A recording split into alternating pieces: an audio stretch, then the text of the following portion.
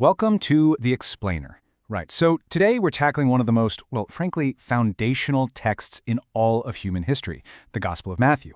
But we're not just going to sit here and casually read it. No, we're going to look at it like an architectural blueprint. The early chapters of Matthew, they literally give us a masterclass on how to build a solid, absolutely unshakable spiritual foundation. So whether you've studied this 100 times or you're coming at it with fresh eyes, we're going to unpack exactly how this new kingdom gets established, how its laws actually work, and, what the text demands from its citizens. It's going to be great. So here is our architectural blueprint for today. First up, the true king arrives. Second, we'll look at the kingdom's new constitution. Third, the blessings of the citizens. Fourth, building on the rock. And finally, number 5, the citizens' response. Okay, let's dive into this. Section 1. The true king arrives. Before any new law or constitution can actually be respected, the authority of the lawmaker absolutely has to be firmly established, right? You can't just run around proclaiming a kingdom without proving you're the rightful king. So, the Gospel of Matthew kicks off by carefully laying out those legitimate credentials. Just listen to this passage from Matthew 4:23. It really captures the explosive start of this whole new era. Jesus went throughout Galilee, teaching in their synagogues, proclaiming the good news of the kingdom, and healing every disease and sickness among the people. Notice the action words there? Teaching, proclaiming, healing. Jesus isn't just playing the role of some quiet philosopher. He's out there actively demonstrating his absolute authority over mind, spirit, and physical reality. He's bringing the ultimate good news of the kingdom directly to the people, and he's proving his power through these profound acts of restoration.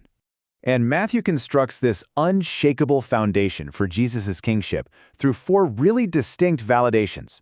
If we walk up the visual steps shown here, starting right at the bottom, we have genealogy. This establishes the legitimate bloodline straight from Abraham and David. Then, stepping up, we see his birth, the miraculous fulfillment of that ancient Emmanuel prophecy from Isaiah. Moving up again, we hit his baptism. This is heaven's ultimate endorsement, where the Trinity literally confirms his identity. And finally, the highest step, temptation. This is his massive victory out in wilderness for 40 days, where he defeats the enemy using nothing but the absolute power of the Word. He's not just a teacher, he has conquered literally every single royal requirement. All right, moving on to Section 2, the kingdom's new constitution.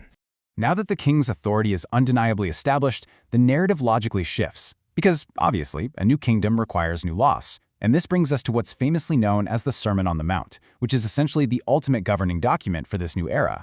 And this brilliantly illustrates a massive declaration the text makes. Jesus didn't come to abolish the old law, but to fulfill it completely. But how? Well, by shifting the entire focus. You see, the old way was often just about checking boxes and mere external actions. But this new constitution, it is entirely about genuine inner purity and the actual condition of the heart.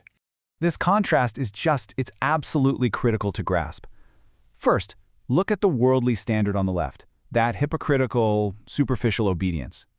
It's basically about keeping the law strictly on the surface. Praying or doing good deeds just so other people will notice you. The text literally equates this kind of superficiality to building a house on sand.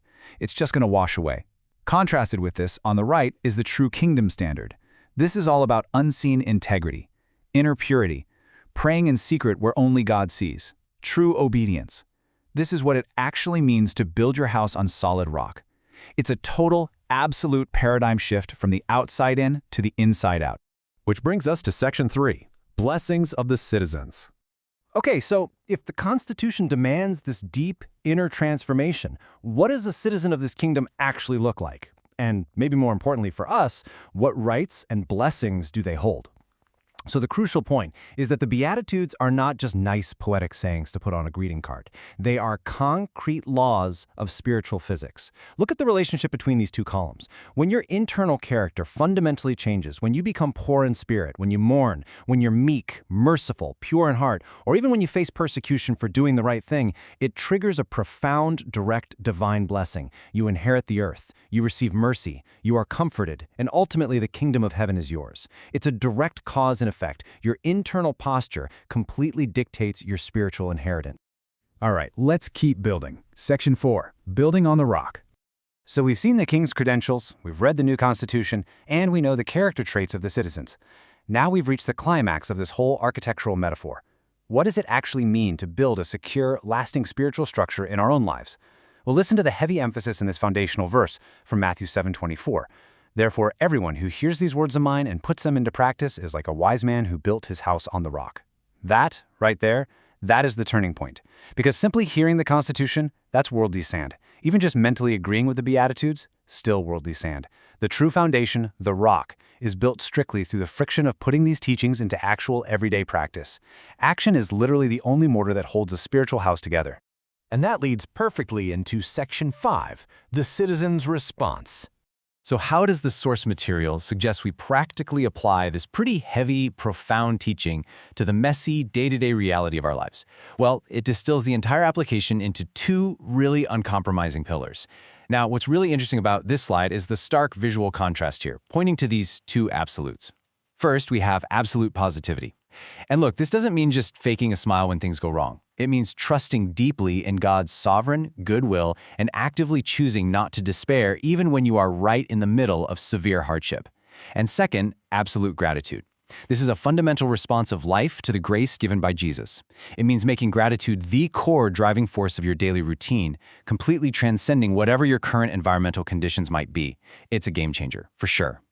So we've walked through the arrival of the true king, the intense internal demands of his new constitution, the spiritual physics of his blessings, and the absolute requirement to put it all into practice through deep positivity and gratitude. As we wrap up this explainer, the text leaves us with a deeply personal, frankly provocative challenge. It really forces us to ask ourselves, based on these exact standards, are we merely listening to the words and building a superficial structure on shifting sand? Or is our foundation genuinely truly built on the eternal, unbreakable rock of the kingdom? Something to really think about. Thanks for exploring this with me.